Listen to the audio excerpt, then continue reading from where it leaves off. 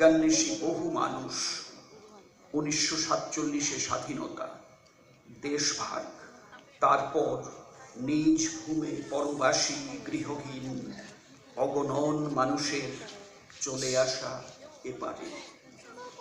দীর্ঘ, অতি দীর্ঘ, ন্যূনতম 4000 বছরের অতীত কাল পরিসরে দ্বন্দ্ব, সহাবস্থান, সমন্বয় ও একাত্মীকরণের বিচিত্র পথে বিবর্তিত এই উপত্যকার বাঙালি সংস্কৃতির কিছু আভাস বা স্ন্যাপশটই শুধুমাত্র তুলে ধরা হবে আজ এই সান্ধ্য উপস্থাপনায়। এই সান্ধ্য আয়োজনের শরিক বরাক উপত্যকারই সহমর্মী আরও 3 জনগোষ্ঠীর সংস্কৃতি কর্মীরা। পাশের ভগতপুর গ্রাম থেকে এসেছেন বিষ্ণুপ্রিয়া মণিপুরী সাংস্কৃতিক সংস্থা।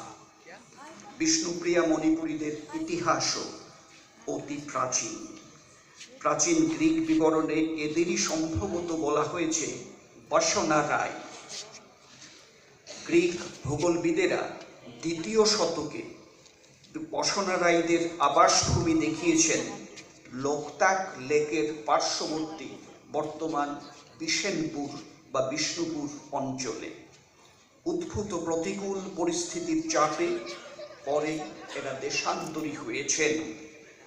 মধ্যযুগ থেকে ছড়িয়ে পড়েছেন কাছাড় ত্রিপুরা হয়ে বাংলাদেশ অবধি এবং বোধ করি আরও পশ্চিমে।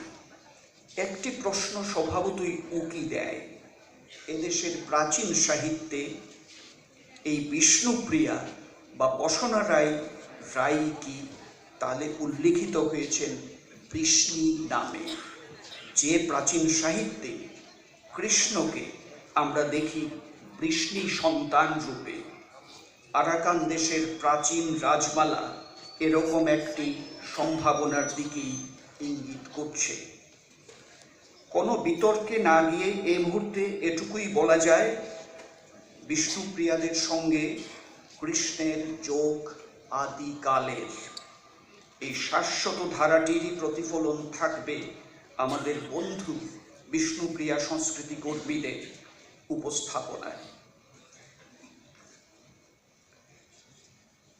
অনুষ্ঠানে ডিমাসা সংস্কৃতির ঝলক উপস্থাপিত করবে